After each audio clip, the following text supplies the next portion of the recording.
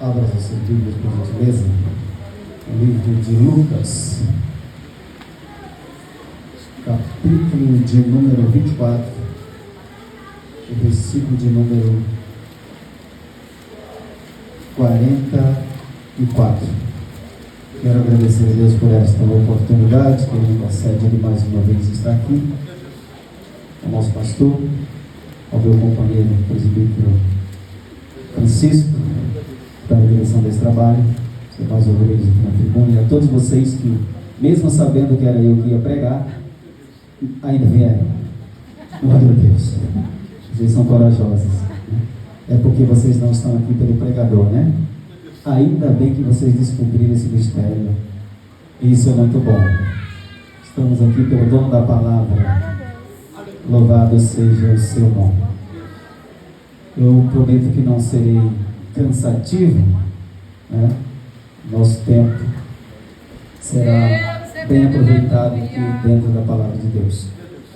Lucas 24, 44. Todos encontraram?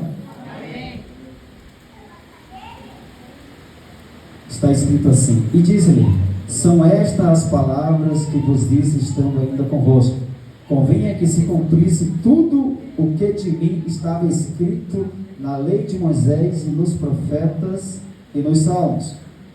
Então abriu-lhes o entendimento para compreender as Escrituras, e disse-lhes: assim está escrito, assim convinha que o Cristo padecesse e ao terceiro dia ressuscitasse dos mortos, e em seu nome se pregasse o arrependimento e a remissão dos pecados em todas as nações, começando por Jerusalém.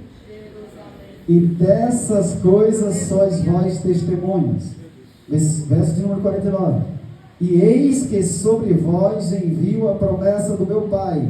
Ficai, porém, na cidade de Jerusalém, até que lá do alto seja revestido de poder. Podeis sentar, fique à vontade. Louvado seja Deus. Nós vamos ler mais alguns versículos, vamos passar por mais alguns textos bíblicos, mas eu gostaria de começar com vocês por aqui, né? Graças a Deus que o pastor já entregou boa parte do que eu tinha pretendido também para hoje. Já estamos aqui em concordância. Eu vi que estamos no mesmo, como diz lá o baiano, estamos na mesma fiação. Louvado seja Deus, ligado no céu, né? Apesar de ter passado o dia trabalhando bastante, né? Nunca, dificilmente trabalho fora, assim, depois que termino os meus serviços particulares, dia de sábado, mas exatamente hoje eu fui premiado, né? Fui convocado ali para ir socorrer um irmão, e na hora do aperto a gente tem que socorrer aquele que está precisando, sim ou não? Mas perdoe-me por ter chegado atrasado, né? Cheguei um pouco atrasado, cheguei a oração já estava terminando. Isso é ruim, não é bom, mas aconteceu. Então me perdoe, mas eu creio que Deus compreendeu por que eu cheguei aqui um pouco mais tarde, e mesmo assim vai continuar abençoando da mesma forma.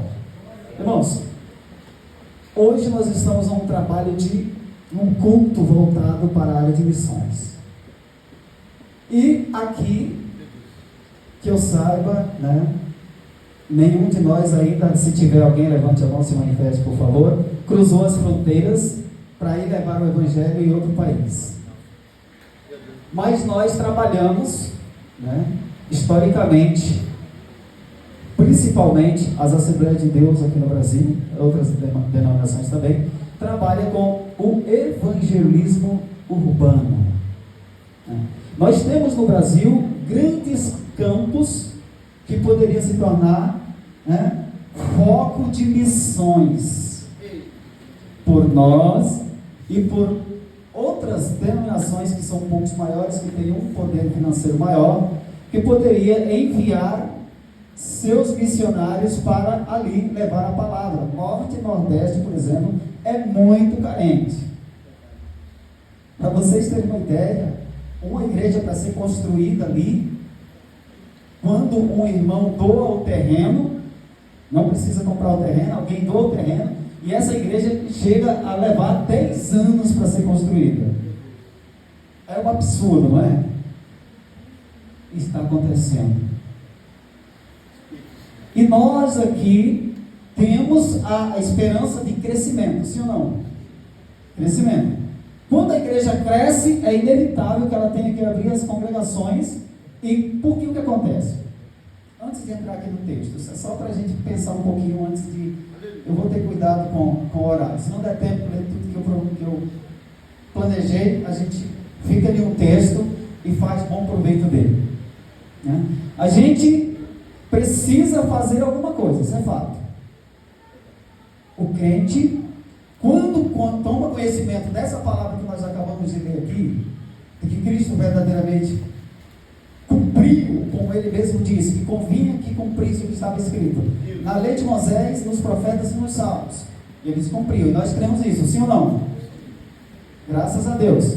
Então nós temos essa sede e esta vontade de levar a palavra. Por enquanto, nós ainda não estamos viajando para levar a palavra um pouco mais distante. Mas podemos levar a palavra onde? Aqui, onde nós estamos. O primeiro campo de missão, o nosso primeiro campo missionário é a nossa casa. O pai de família que conseguir entrar no céu de mãos dadas com todos os seus filhos, com a sua esposa, esse já merece chegar no céu, já merece receber o parabéns, sim ou não? Não é fácil. Da mesma forma, a mãe de família, porque acontece o seguinte: o que vem para o evangelho primeiro é aquele que fica responsável, né, por levar a palavra para os demais que não vieram. E aí já é um campo de missão. E este é o campo de missão que muitas vezes nós não vamos atuar com palavras, mas com oração e com testemunho. Por quê? Porque esta pessoa está ali debaixo do mesmo teto, está convivendo conosco e conhece principalmente as nossas falhas. Daí vem a necessidade de vir a Jesus e aceitar a outra parte. Vinde como estáis e eu vos transformarei. Requer a necessidade de que nós verdadeiramente sejamos crentes transformados. Para conseguir, essa é uma das primeiras estratégias para conseguir. Existem formas de trabalhar. E quando aquele que está na fé sustenta a fé nos momentos difíceis, vai servir de exemplo para quem está ao seu lado. Mas quando aquele que está na fé, lembrando que aquele que eu estou dizendo que está na fé é aquele que vai para a igreja no meio todos os domingos com a Bíblia na mão, glorificando e dizendo que só serve a Deus. É isso que eu estou considerando, tá? Pode ser que o outro que não faça isso possa estar também, mas são a esses que eu estou me referindo. Se esta pessoa não der o seu testemunho, ele vai desanimar aquele que está ao seu lado. Ele não vai acreditar. Porque se nem ele mesmo acredita, então é preciso ter fé. Antes de entrar no texto ainda, quem acompanhou, quem viu aquele filme chamado Até o Último Homem? Quem viu? É sobre guerra, mas é sobre a fé. O homem que não negociava a sua fé. Próximo do finalzinho tem uma frase. Num determinado ponto da guerra, precisavam voltar para o campo de batalha, mas os soldados só iam se aquele soldado específico fosse. E o capitão que estava comandando, baseado em fatos reais, por isso que eu estou trazendo para vocês, tá? Não é história de carochinha não. É baseado em fatos reais. Então, irmãos, ele recebeu, então, o soldado só vai se ele for. E ele estava orando antes de ir. E alguém perguntou para quem estava no comando se ele acreditava em Deus. Mas ele respondeu que não acreditava, mas sabia que aquele soldado acreditava. ele estava se movendo pela fé daquele soldado que deu exemplo. E muitas vezes, na hora que a coisa aperta, as pessoas procuram a nossa fé. Aqueles que não têm fé nos buscam porque sabem que a gente tem fé. E é nessa hora que a gente precisa honrar a fé. Amém? Deu para entender o que eu quis dizer? Eu creio que sim, né? Vamos lá. Irmãos, eu quero focar com vocês aqui, onde nós lemos, apenas no versículo de número 49. Uma coisa muito especial que Jesus falou aqui. Diz assim: eis que sobre vós envio a promessa do meu Pai. Aí ele faz um alerta aqui, eles: ficai, porém, na cidade de Jerusalém, até que do alto sejam revestidos de poder. Quando nós vamos para o campo de batalha, não dá para ir sem este poder. Jesus sobe ao céu, os seus discípulos que foram treinados por eles seguem para Jerusalém e não tinham autorização para sair para pregar o evangelho antes que fossem revestidos de poder. Por quê, irmãos? Olha aqui, essa leitura clássica que a gente faz no dia de culto de missões. Marcos capítulo 16, versículo de número 15. A seguir, está escrito assim: e disse-lhes: ide por todo o mundo e pregai o evangelho a toda criatura. Quem crê e for batizado será salvo, mas quem não crê será condenado.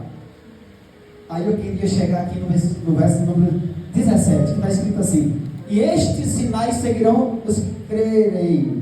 Em meu nome expulsarão os demônios, falarão novas línguas, pegarão nas serpentes, e se beberem alguma coisa maldita, não lhes fará dano algum. E porão as mãos sobre os enfermos e os curarão.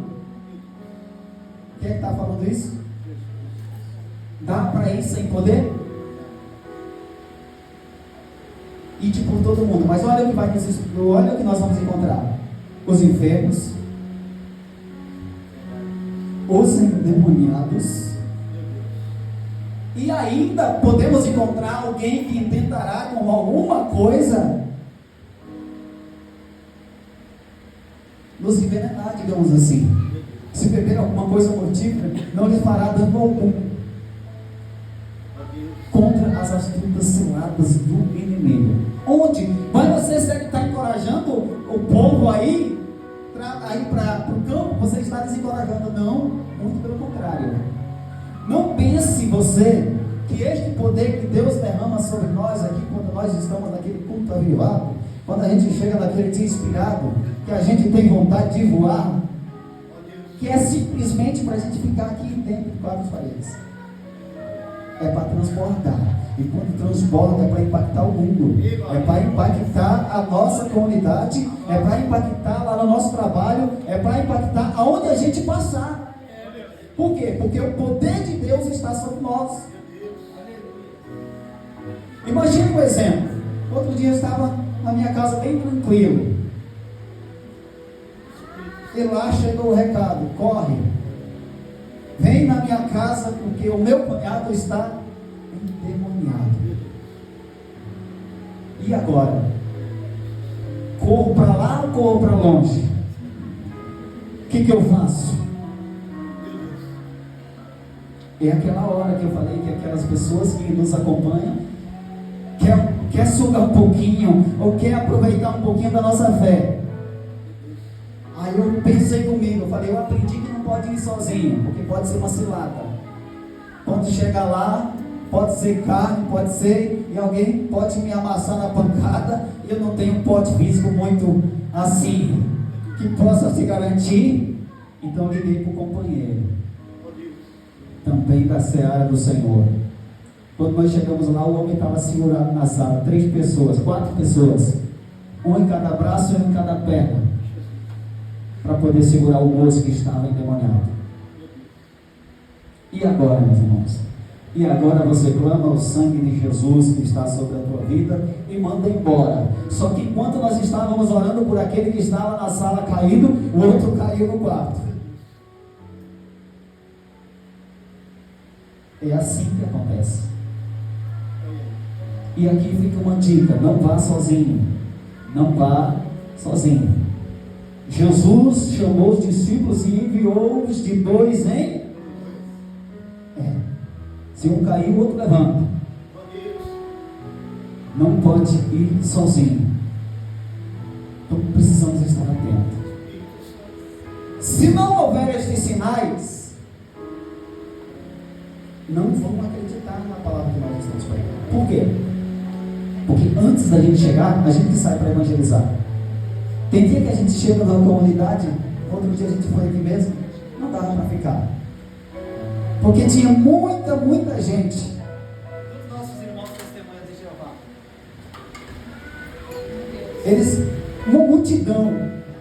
Sim ou não? Uma multidão. Eu falei, e agora? Como é que nós vamos bater de novo nessas portas que eles acabaram de bater? Vamos para o outro lado. Passemos a Macedônia. Passemos para o outro lado, quando nós chegamos lá, outra multidão. Porque eles acordam cedo e começam a batalhar. Só que tem uma coisa. Aqui nós convidamos, vamos evangelizar. Domingo tem evangelismo e não pega no pé de ninguém, sim ou não? Quem já recebeu uma ligação dizendo você tem que ir pregar amanhã? Ninguém, né? Pelo menos eu nunca fui. Ok, nós somos convidados, mas em determinados lugares eles são ameaçados, ou vai ou vai. Está certo? Não está. Não está certo. Então nós somos convidados aí por amor às almas perdidas, aqueles que ainda não conhecem o Evangelho. E crendo que nós nos reunimos na igreja, nós nos reunimos em oração, nós consagramos a nossa vida, nós lemos a palavra para obedecer, para praticar, para continuar a nossa salvação, mas também para levar para mais alguém. E o que está acontecendo? Chegamos a um tempo que está mais difícil de ganhar almas. Então, algumas lideranças inventam situações fora do contexto bíblico para trazer multidões. Só que aqueles que vêm, aquela multidão que vem e não é alicerçada, não é alimentada pela palavra de Deus como ela é uma multidão que não permanece.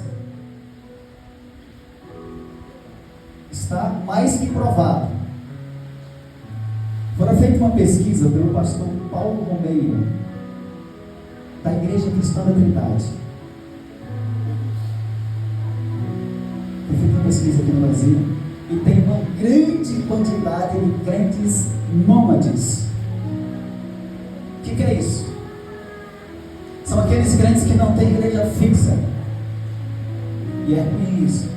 Como assim, irmãos? Eles congregam em qualquer ministério. É errado visitar outro ministério. O nosso pastor já falou que não tem culto. Aqui, se tiver um outro trabalho que você for convidado, precisa ter determinado cuidado, né? Mas o que acontece? Tem a igreja da moda, tem aquele que revela até o CPF, o povo corre para lá. Aí tem outro que revela o que comeu no café da manhã, outro corre para lá. E aí fica procurando para lá e para cá, porque não foram alicerçados na palavra. A igreja que foi alicerçada na palavra é diferente. Outra técnica que está sendo muito utilizada, que nós não utilizamos aqui. Irmãos, a doutrina, uma doutrina terrível que entrou sobre as igrejas do Brasil, a tal da doutrina da hipergraça.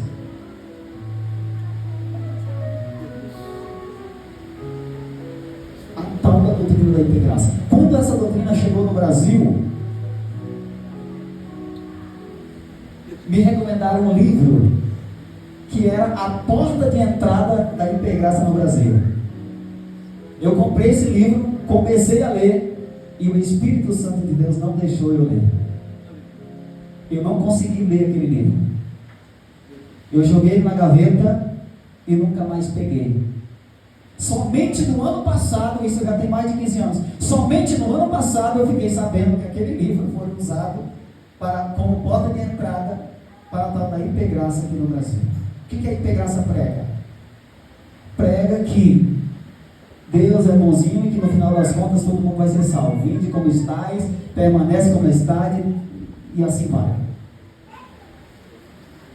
Então, a Igreja de Cristo sai ao campo, leva a palavra verdadeira, traz. E aqui, quando esta pessoa vem ao campo, vem à congregação, ela vai ser alimentada com o quê? Com a palavra. Aí agora eu estou dizendo tudo isso para dizer o seguinte para vocês: nessa igreja tem palavra, nesse altar tem palavra. Estou dizendo isso para dizer o seguinte para vocês: vale a pena a gente buscar gente para sentar nessas cadeiras aqui, viu? Porque sentando aqui, elas vão ouvir a palavra. E quem é que vai transformar elas? A palavra de Deus. Nós precisamos de estratégia. Jesus foi estratégico na hora de ensinar. E até quando tentaram colocar ele sobre aperto, ele sabia muito bem como conduzir, porque afinal de contas era filho de Deus. Mas nós também não podemos viver de qualquer forma, nós precisamos ser estratégicos. Quando chegar o dia da gente levar a palavra, a gente leva a palavra. Onde? No nosso trabalho. Como é que a gente leva a palavra no trabalho? Precisa ter cuidado. Porque se você se tornar aquele crente chato que vai ficar perturbando os outros toda hora, o teu patrão vai te mandar embora. E acredite, eu conheço pessoas assim, que não param no emprego porque ele quer converter todo mundo. Imagine um porteiro que quer converter todos os moradores. É mistério, todo mundo que desce, ele entra na frente com a Bíblia na mão, misericórdia, não vai dar certo. Então ele precisa ser sábio. Mas na hora que ele tiver uma oportunidade, na hora que naquele morador vai observar o comportamento dele, na hora que a coisa apertar na casa daquele morador, ele vai bater na tua porta e dizer: vi que você é um estudioso da palavra de Deus, ore por mim, ore pela minha família, vou passar por uma cirurgia. É aí que você entra. É agora a hora que você foi ali que Deus te deu a oportunidade. Aconteceu, né? Está vendo como é que é a coisa? Outra hora você vai chegar mais cedo no teu trabalho, quem trabalha em empresa, com muita gente. Vai sentar para tomar o teu café, aquele café que você vai estar, aquele dia que você não está em jejum, né? Que ele não jejum todo dia também, né? Aquele dia que você chega mais cedo para tomar café, a pessoa vai sentar do teu lado e vai puxar assunto. E aí, meu amigo, você está com a Bíblia Sagrada aqui no teu coração e na tua mente. Pode até não estar com ela em mãos naquela hora, mas é nessa hora que Deus vai te usar. E é nessa hora que você vai entregar a palavra. Sabe aquela pessoa que você sabe que precisa de uma visita? Nós já recebemos o revestimento de poder. Agora nós já podemos sair de Jerusalém. Já podemos sair da congregação. Já podemos ir levar a palavra, porque já temos conosco o poder de Deus. Então nós vamos sair. Então você que sabe que tem aquela pessoa que precisa de uma oração, que precisa receber uma visita, você vai caminhar aqui no grupo de evangelismo. Mas tem uma pessoa que aceita o evangelismo, que aceita uma oração na casa dela. Por quê? Porque aquela pessoa que aceita uma oração, normalmente ela chama um vizinho, chama um parente, chama um amigo. E aquela pessoa também vai ser evangelizada, também é estratégia de evangelização. Então nós precisamos fazer alguma coisa para Jesus. Precisamos fazer alguma coisa para o reino. Não só cuidar da nossa vida espiritual, mas também ir mais além, para trazer mais alguém. Crescer e multiplicar. Deus poderoso. Aí você diz assim: mas eu não sou evangelista. Pode acontecer o seguinte: se você pegar o teu telefone, no dia de sábado, sabe? Porque eles sabem que você não foi trabalhar, aí a dona de casa diz, quando é o dia de sábado que a dona de casa não trabalha? Né? Vocês dizem isso, vocês costumam falar isso, né? E é verdade, não estão erradas, trabalha mesmo. Mas sabe, vai ter um tempo. Separa um tempinho, Deus vai dar estratégia. Aí você vai ligar para alguém, você vai mandar uma mensagem, você vai dizer, olha, sabe, quando você... Deixa eu dizer uma coisa para vocês aqui. Eu não sei se já aconteceu com vocês, mas se aconteceu, vocês vão levantar a mão e vão confirmar. Sabe aquela semana que você... Vamos pegar aquele dia que você acorda lembrando de uma pessoa que muitas vezes você faz até um tempo que não viu, aquela pessoa fica o tempo todo na tua mente. O que já aconteceu isso com você? Levanta a sua mão. Só essas pessoas? Você fica lembrando daquela pessoa. Sabe o que você faz? Você ora por aquela pessoa. E se você puder, você liga para aquela pessoa. Você pode falar assim, você fala assim, não sei porquê, mas Deus tocou no meu coração de orar por você. E eu gostaria de avisar você que eu estou orando por você. Eu não sei o que você está passando. Se Deus te disser o que você está passando, você já entrega o mistério todo. Mas se Deus não te falou, você diz, olha, estava lembrando de você e estou orando por você. Você está plantando uma sementinha de fé. Quem está entendendo? Estratégia. Não é à toa que Deus faz você lembrar dessa forma. Não é à toa. Às vezes a pessoa acorda lembrando depois e fala, mas que coincidência. Eu não acredito em coincidência. Eu acredito em providência. Providência de Deus. Então, irmãos, eu tenho que concluir, o assunto é rápido, mas o que eu queria chamar a atenção da igreja é mais que estratégia é que nós estamos usando hoje para ganhar almas. O que eu estou fazendo para ganhar almas? Jovem também pode ganhar almas? É permitido? Adolescente também? Também? Crianças? Crianças também, né? Fizemos evangelismo para as crianças aqui, e aí as crianças vêm com muita alegria, né? Vamos organizar aquele trabalho de evangelismo, nós vamos sair todo mundo. O que corre? Um dia que nós vamos sair todo mundo. Se nós encontrar com aquele grupo que eu falei, aí é que nós vamos povoar a terra, viu? Porque vai estar grande mesmo. Eles estão fazendo o que eles acreditam e têm direito de fazer, tá bom? Outras denominações têm os seus missionários em tempo integral, todos os dias de segunda a sexta-feira. Aqueles 2 missionários que a gente conta sempre de 2 em 2, quando eles saem para a missão, naquele ano eles não estudam, naquele ano eles não têm compromisso com namoro, é só o compromisso de levar a palavra. Nós não temos esse trabalho assim desta forma. Cadê? Está chegando a hora. Louvado seja Deus. Nós não trabalhamos dessa forma. Nós trabalhamos com os obreiros, com os evangelistas voluntários. Então nós recebemos o ID de Jesus, que é uma ordem para ir por todo mundo, para pregar a palavra. E os sinais, quem se responsabiliza pelos sinais? É Jesus. Se nós estamos com a nossa vida no altar, estamos em obediência com Deus, nós vamos e Deus vai fazer. Nós vamos e Deus vai libertar. Nós vamos levar a palavra, e a palavra que nós vamos levar, Deus vai tocar no coração. Mas eu não sei pregar. Você vai ajudar a orar por aqueles que nós encontramos pelo caminho. Mas eu não sei orar. Sabe? A oração é uma conversa. Mas eu ainda sou muito moço, não sei. Mas quando você precisa de alguma coisa dos seus pais, você não sabe abordar? Não tem até estratégia da palavra certa de usar para receber? A oração é isso. É conversar com o Pai, com respeito, com honra, para que Deus possa nos atender. Então a palavra de hoje é mais um convite. Vamos fazer alguma coisa pelo reino? Vamos buscar as almas perdidas? Se alguém te procurar precisando de uma oração, ofereça também a visita do grupo de evangelismo, para que a gente possa entrar lá com a palavra e entregar o que Deus tem para aquela família, e Deus manifestará o seu poder e trará aquela alma para o seu reino, para caminhar conosco. destino à Nova Jerusalém. Amém, meus irmãos?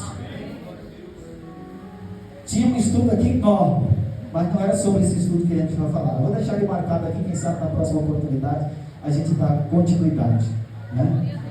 Deus abençoe vocês pela atenção.